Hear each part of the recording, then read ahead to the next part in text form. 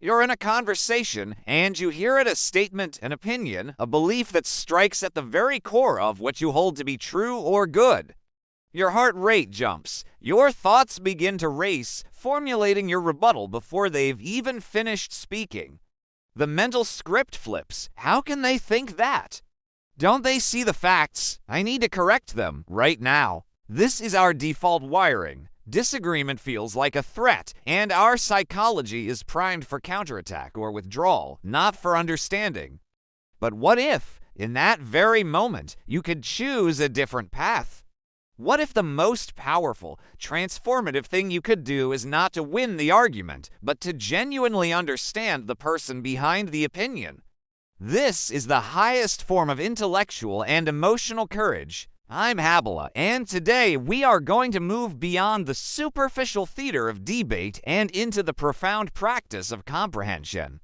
This is not about agreement. It is about the deliberate, skilled work of seeing the world through another's eyes, especially when the view is unsettling. Let's begin by examining the primary barrier that makes this so difficult: our own certainty. Our need to be right is a formidable obstacle to understanding. When we are convinced of our position, we listen to others primarily to identify flaws in their logic or to find the perfect opening for our counterpoint. This is called rebuttal listening, and it turns a human being into a problem to be solved. An expert mediation tip to shatter this habit is to consciously adopt a stance of intellectual hospitality. Before you enter any difficult conversation, set a private, non-negotiable goal. My goal is to discover one thing about their perspective that I have never genuinely considered before. This simple reframe shifts your brain's mission from combat to exploration. It transforms the other person from an opponent into a source of potentially new information, even if that information is solely about their lived experience or emotional landscape. This doesn't mean you abandon your values. It means you temporarily suspend the need to defend them in order to make room for a fuller picture of reality, a picture that includes their truth. With that intention set, we must master the mechanics of deep or reflective listening.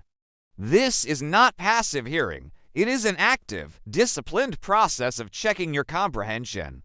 A common dialogue mistake to avoid here is the yeah, but response. The moment you say but, you have erased everything you just appeared to acknowledge.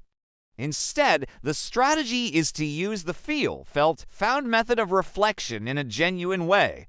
After they share a piece of their view, you respond with, "So, what I'm hearing is that you feel emotion about situation because it seems like their core concern. Is that getting close to it?" For example, if someone shares a politically charged view, you might reflect, "So, what I'm hearing is that you feel deeply distrustful of that institution because it seems like it has repeatedly failed people in your community."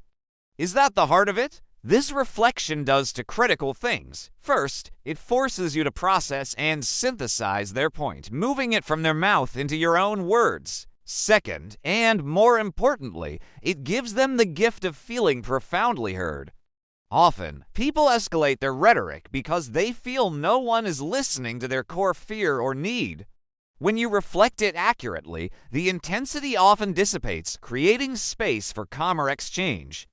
To truly understand, you must then move past the words and into the ecosystem that produced them. This is where we employ strategies for universal acceptance by inquiring into the story, not just the stance. Ask gentle, open-ended questions that explore the origin of their belief. Try questions like, "Help me understand how you came to see it this way," or "What experiences in your life have most shaped your view on this?" Or "What's at stake for you if this belief were to be wrong?" These questions are not traps. They are invitations for narrative. You are no longer debating an isolated opinion. You are learning about a person's journey, their wounds, their hopes, and the logical world they have built to make sense of it all. You may discover that their seemingly rigid position is rooted in a past betrayal, a deep-seated fear for their family's security, or a value you actually share like justice or safety but applied through a different worldview. Finding the shared value, buried beneath opposing conclusions, is a game-changing bridge. The final, and perhaps most challenging, stage is to separate the content of the disagreement from the shared humanity you both possess. This is a psychological exercise in holding complexity. You can think, this person holds a view I find dangerous or misguided, and they are a human being who loves their children, fears loss, and seeks dignity, just like me. The "and" is crucial. It allows both truths to exist without canceling each other out. This doesn't require you to endorse their view. It requires you to endorse their humanity. When you can do this, your entire presence changes. The defensiveness melts, and a genuine curiosity emerges. This is where true understanding lies, not in a meeting of minds, but in a recognition of hearts. It is the understanding that while your maps of the world are different, you both are navigating the same fundamental human terrain of seeking belonging, purpose, and safety. Mastering this skill transforms every relationship and every conflict. It makes you a haven of reason in a storm of division, a true bridge builder. It starts with the humility to doubt your own omnipotence, continues with the discipline to listen for the story behind the stance, and culminates in the courage to acknowledge a shared humanity that is more profound than any disagreement. A crucial and responsible disclaimer: the techniques described are for fostering understanding in contexts of ideological, political, or personal disagreements. This framework assumes a basic level of safety and mutual respect.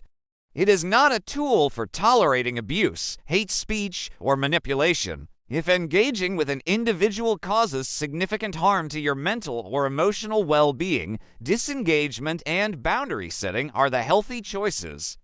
Furthermore, this educational guide is not a substitute for professional therapy in situations involving deep trauma or pathological dynamics. Protect your peace. Understanding others should not come at the cost of eroding yourself. The path to understanding begins with a single, curious question. In the comments, I invite you to share a topic where you find it most challenging to understand the other side, and one question you could ask to learn more about their story. For more guides on building bridges of comprehension, subscribe to Habila The Bridge Builder. Let's listen our way to a more connected world.